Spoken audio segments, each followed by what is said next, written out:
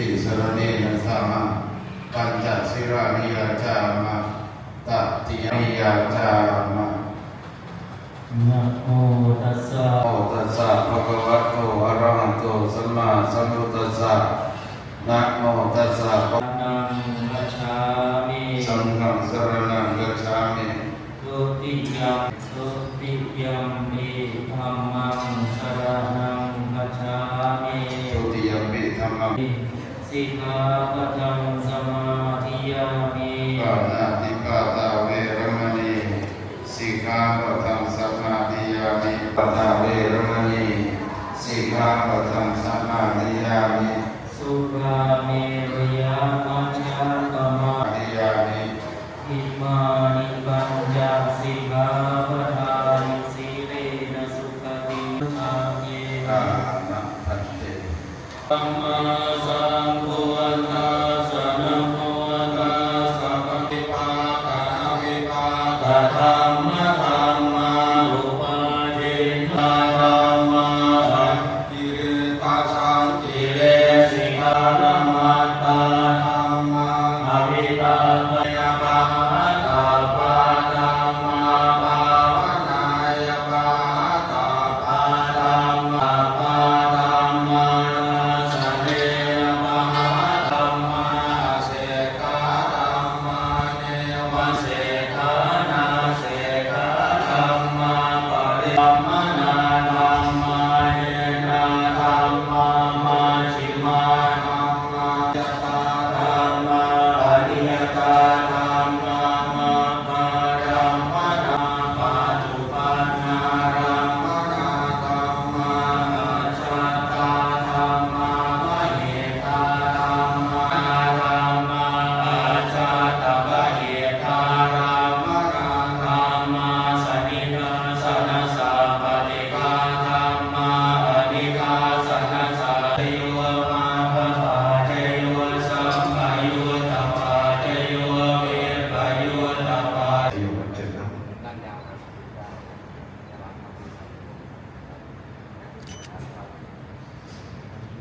ก่อนที่จะรับเชิญที่รับรองรับความนิมนต์พระพุทธเจ้า อภิจจาวัตสังขาราโวปาทวายะธัมมิสเมหิโตทินังเวทานังอุปกาติอิจิตังวะหิตังตุมังคิปุเมวัสสมิจตุสัพเพปุเรโยสัพพปาอายุโกภวะอภิวาทนาสิริสเน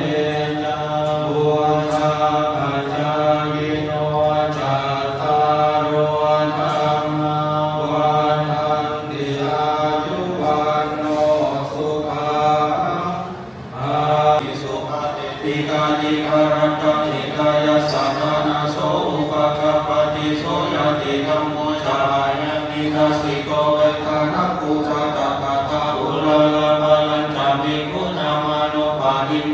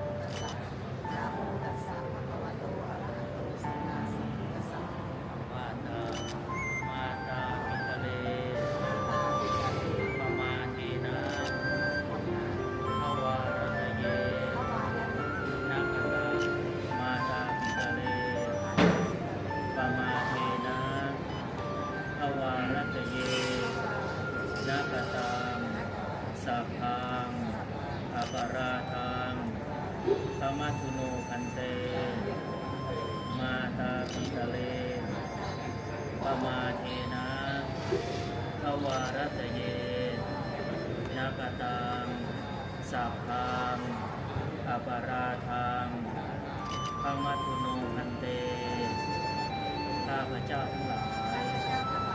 ที่ได้ทำกายกรรมวจีกรรมมโนกรรมต่อคุณบิดามารดาไม่ว่าต่อหน้าหรือรับหลังทุกสิ่งทุกประการที่ผ่านมาขอให้ท่านคุณบิดามารดาอโหสิกรรมต่อกันด้วยเถิด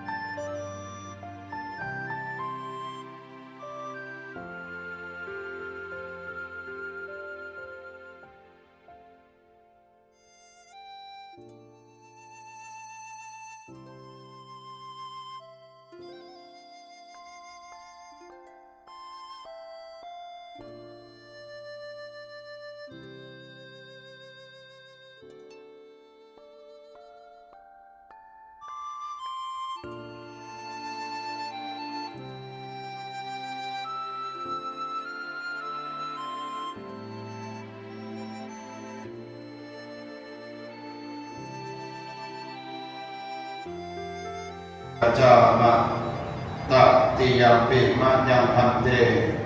วิสุงรักนาทายะติสรสัมพุทธัสสะนะโมตัสสะภะคะวะโตอะระหะโตสัมมาสัมพุทธัสสะมิตุติยมปิพุทธังสรณังคัจฉามิทุตังคัจฉามิตุติยมปิสังฆังสรณังคัจฉามิสิกขาปะทังสมาธิยามิปานาติปาตาเวรมณีสิกขาปะทังสมาธิยามิสุเมชาจาราเวรมณีสิกขาปะทังสมาธิยามิสิกขาปะทังสมาธิยามิอภิธรรมตัสสังฆามัญจาจาจัยตุรัตนังกะโรต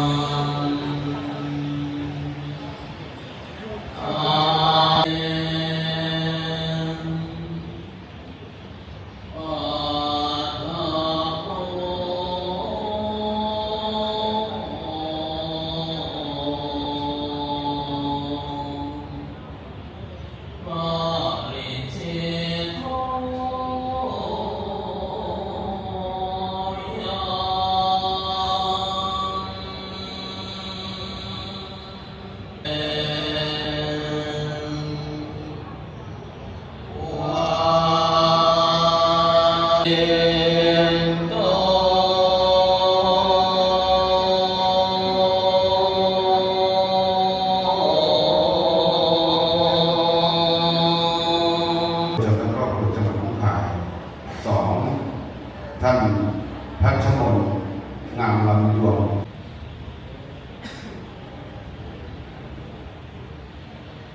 หรือจากภาคไทยระหว่างที่เข้ามาใส่ครับเชิญครับ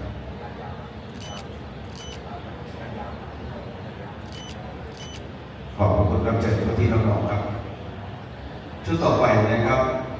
โอกาสนี้วันนี้เรียนเชิญตัวแทนคณะครูบาอาจารย์จาก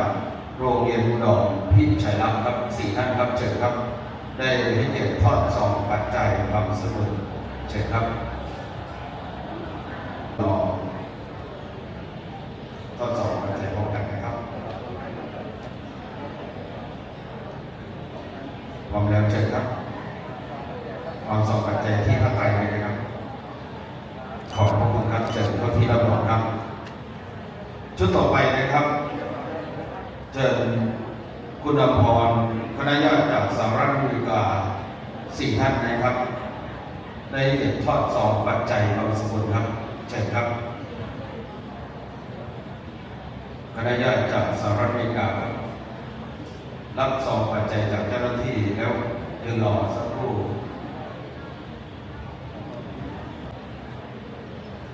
พร้อมแล้วเชิญทอดซองปัจจัยความสมบูรณ์วางที่ผ้า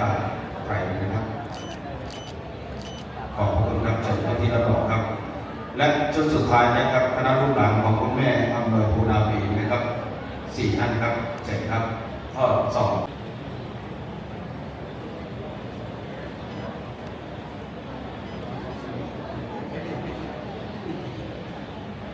พร้อมแล้วเชิญเลยนะครับขอบคุณครับเชิญเข้าที่รับรองครับอรายะธัมมิโนโอปัจจิตวานิโรจันเตเอสังโฆปัสสโมสุขเรติสาคารัง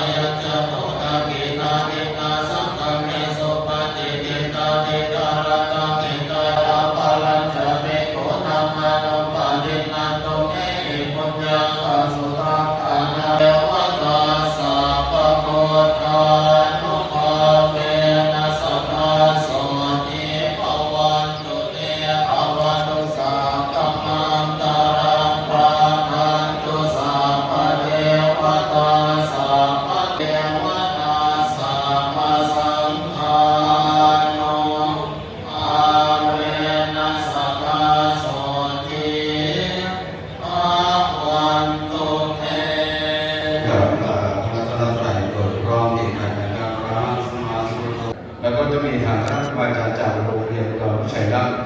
นางของกุลาภรณ์ญาติจาก